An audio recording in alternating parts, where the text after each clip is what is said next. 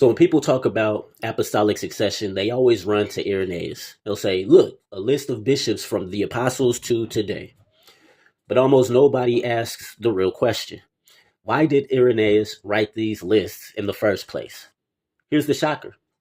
Irenaeus wasn't defending a mystical chain of hands. He was defending the public teaching of the churches against Gnostic secrecy.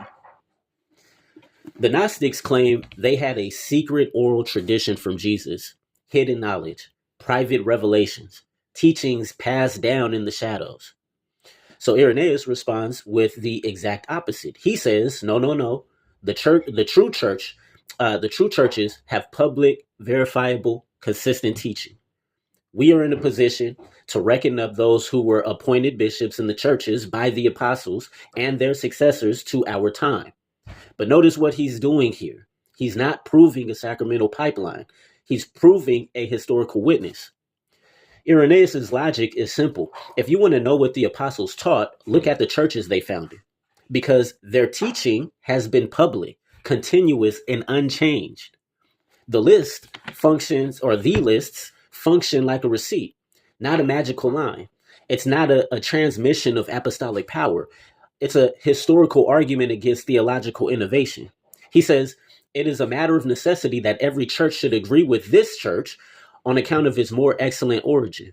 Now, Roman Catholic apologists will stop there, and they ignore the very next line. Irenaeus appeals to Rome because it is well known, not because it has jurisdiction. Rome is his example, not his pope.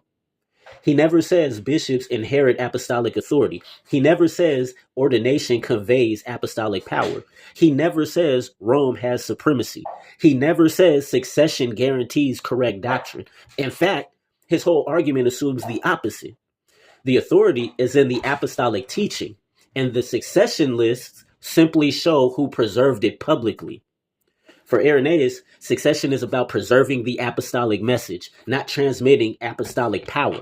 The Gnostics hid their teaching. The churches proclaimed theirs publicly. That's the point of the list. So when someone says Irenaeus proves apostolic succession, you can now say, yes, succession of teaching, not succession of office.